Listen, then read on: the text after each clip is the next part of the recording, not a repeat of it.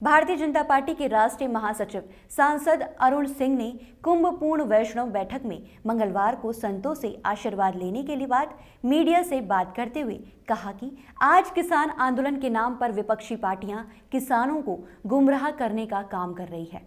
उन्होंने कहा कि जो लोग आंदोलन कर रहे हैं वह किसान विरोधी हैं। भारतीय जनता पार्टी के राष्ट्रीय महासचिव सांसद अरुण सिंह का कहना था कि विपक्षी पार्टियां कम्युनिस्ट एवं कांग्रेस आंदोलन का सीधा समर्थन कर रही है। उन्होंने प्रियंका गांधी पर निशाना साधते हुए कहा कि प्रियंका से पूछिए गेहूं व ज्वार में क्या अंतर है।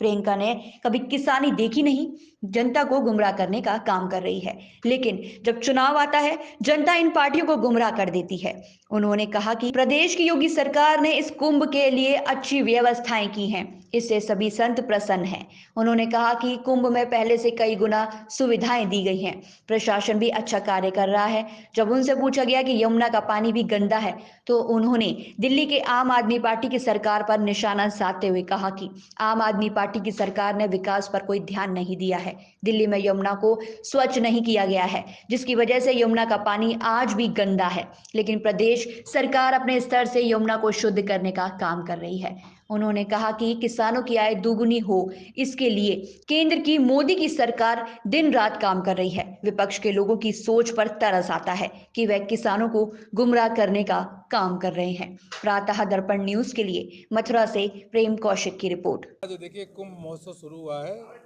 कुंभ मेला शुरू हुआ है और मैं संतों के दर्शन करने गया। सभी संत प्रसन्न हैं और कह रहे हैं कि योगी जी ने जो सुविधाएं उपलब्ध कराई है पहले से कई गुना अच्छी सुविधा दी है। योगी जी का वो अभिनंदन कर रहे हैं। मैं भी योगी जी का अभिनंदन करना चाहूँगा। प्रशासन भी अच्छा काम कर रहा है और सुविधाएं और अधिक बढ़ेगी यहाँ पे। प्रयागराज कुंभ में प्रधानमंत्री जी का आगमन हुआ था, क्या परिणाम कुंभ में? देखिए इसके बारे में तो मैं नहीं बता सकता तो प्रधानमंत्री जी का कार्यक्रम क्या है, लेकिन जरूर यह है कि देश के कोने कोने से लोग आएंगे यहाँ दर्शन और संतों के दर्शन करेंगे और स्नान करेंगे।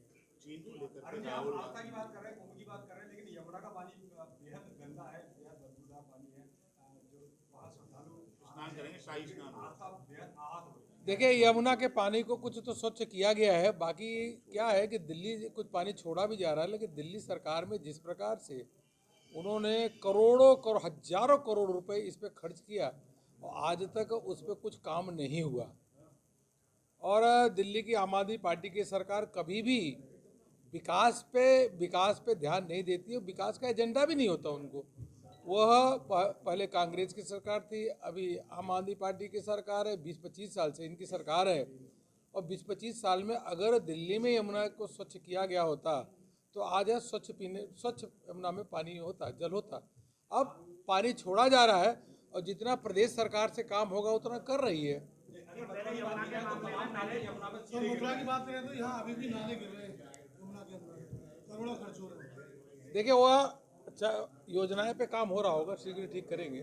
किसानों के मामले में पहले रिहाना अपूल के एक अलग थ्योरी रची है। देखिए किसान आंदोलन इतना मैं साफ करना चाहूँगा, इस देश के 99.9% किसान आज मोदी जी के साथ है। यह 0.1% जो किसान है यह वास्तव में किसान विरोधी खुद ही है और यह किसानों को भला नहीं चाहते। मोदी जी किसानों को विकल्प देते हैं, अपना उत्पादन बेचने का विकल्प देते हैं। इनको दिक्कत क्या है? यह किसान विरोधी लोग बैठे हुए हैं, किसान के नाम पे किसान विरोधी हैं और यह देश का किसान जानता है। विपक्ष की पार्टियां चाहे कांग्रेस हो चाहे आम आदमी पार्टी या कम्युनिस्ट, यह पहले इस आंदोलन को पीछे से समर्थन करती थी, अब यह जाकर के पंचायतों में अब डायरेक्ट जाकर के आंदोलन को समर्थन कर रही हैं। आंदोलन समाप्त हो जाएगा। अरे भाई प्रियंका गांधी से आप पूछिए, दो अपना गेहूं का पेड़ और इसका ज्वार का, ये दोनों रख दीजिए, दोनों में पूछिए दोनों में अंतर क्या है। उसी प्रकार से चने का जो पेड़ होता है और मटर का भी पेड़ लगभग थोड़ा सा और फैला होता है, दोनों का पेड़ रख दीजिए, दोनों के पौधे का ही, गांव में पेड़ ही बोलते हैं, यहाँ पौधा बोलते हैं, दोनों को रख दीजिए और पूछिए कि दोनों में अंतर क्या है तो बता देंगे क्या।